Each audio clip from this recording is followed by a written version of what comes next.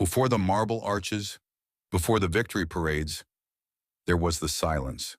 No clashing steel, no glory, only the slow drip of blood on a dirt floor and the hollow breathing of men who would never march again. Rome remembers its victories, but this is the story it tried to. They called them heroes, legionaries who faced Germanic axes, Celtic blades, and Parthian arrows. Men who stood shoulder to shoulder, their gladius stabbing in unison like the heartbeat of an empire. But for every man who died with a sword in his hand, another came home broken, and Rome had no songs for them. The Roman army was built on discipline, endurance, and blood.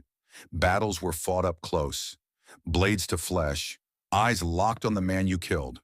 And when the killing didn't finish the job, it left wounds that never healed. Aulus Cornelius Celsus wrote of faces shattered, entrails spilling, bones crushed beyond recognition. Some men never walked again. Others never spoke again. If you survived, you met the Medici, the legion's doctors. Their tools were bronze saws, iron hooks, and fire. Pain relief was wine, maybe a sprig of mandrake. Imagine lying on a wooden table, the smell of vinegar and burning flesh in the air, as a red-hot bar sears your wound shut. You pray to Mars, not for victory, just for the courage to keep breathing. Some returned to the front as scribes, instructors, or guards. Others became mercenaries or gladiators, selling their skill and their pain for bread. And many were cast aside. Not all wounds bled. Some lived with what we now call PTSD, visions, rages, nights without sleep. In Rome, they called it weakness. Families turned away, friends kept their distance. The battlefield was gone, but the war inside never ended.